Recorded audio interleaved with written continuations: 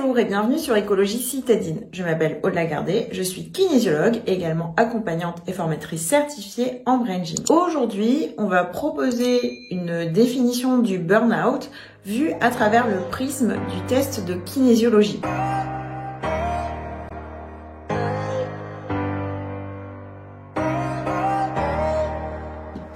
Alors, ça me donne justement l'occasion de vous expliquer qu'est-ce que c'est le test de kinésiologie. Kinésiologie, ça vient du mot notamment kinesthésique, donc le rapport avec le corps.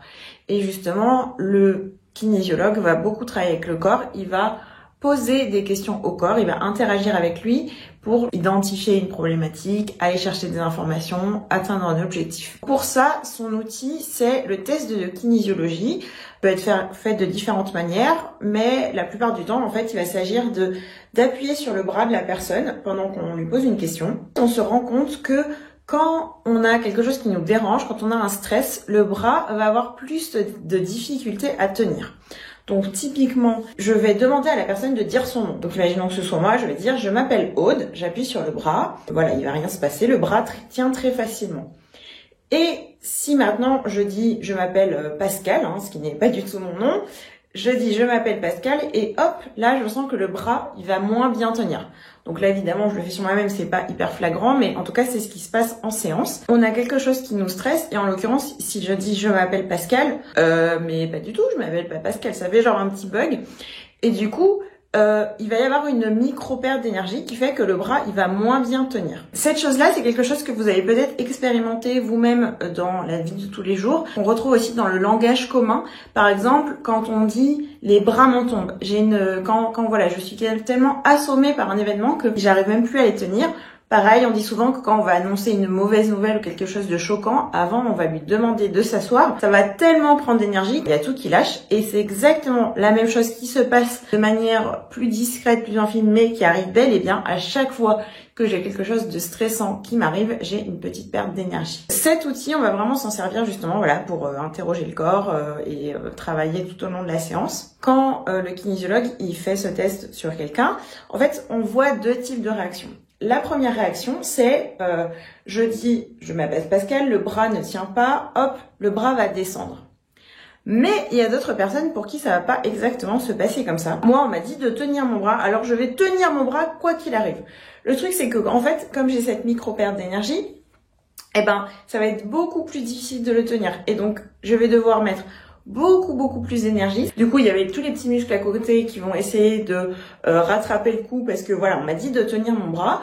En tant que kinésiologue, je vais quand même m'en apercevoir parce qu'en fait, ce qui va se passer, c'est que hop, souvent le bras après quand on lâche, hop, il va remonter parce que j'ai dû mettre tellement d'énergie pour compenser ce stress que voilà, mon bras il part. Pour le kinésiologue, ça fait pas tellement de différence c'est quelque chose qui avec la pratique on arrive à voir aussi bien l'un que l'autre et du coup à avoir des réponses quand même un minimum fiables.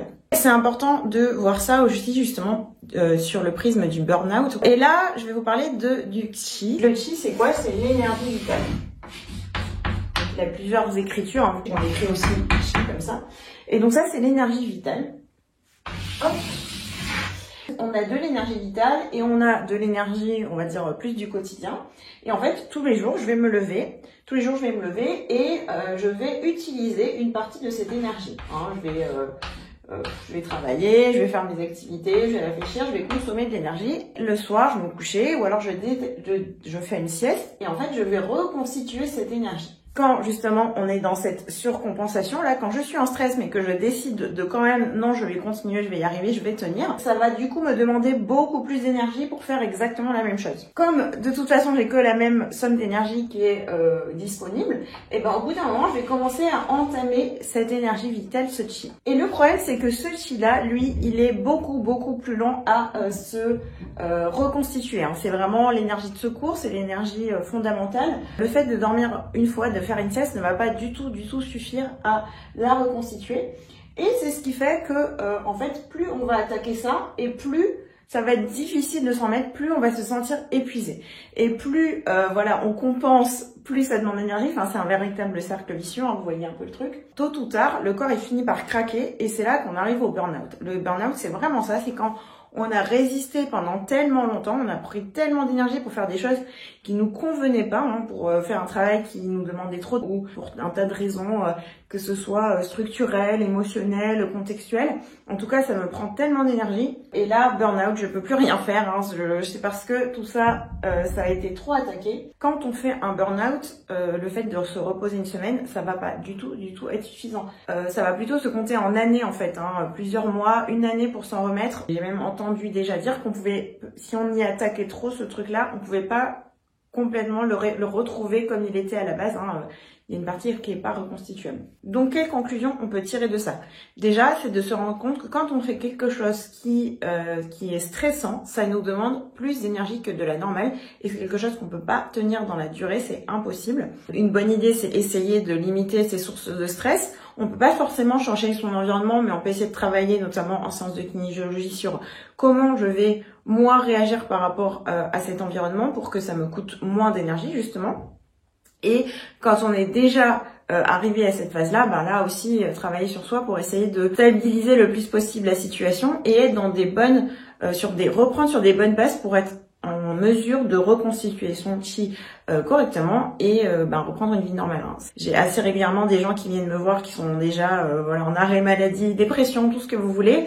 Et là, c'est sûr que c'est pas le genre de choses qu'on va résoudre en une seule séance. Hein. Souvent, c'est des gens que je vais voir pendant plusieurs mois. Et vous, à votre échelle, déjà vraiment de prendre conscience de qu'est-ce qui me stresse, qu'est-ce qui me prend de l'énergie, et est-ce que je peux déjà faire quelque chose pour essayer de limiter en fait cette perte d'énergie. Voilà, j'espère que cette vidéo vous a plu. Pensez à vous abonner en dessous pour pouvoir être mis au courant des prochaines vidéos qui vont sortir.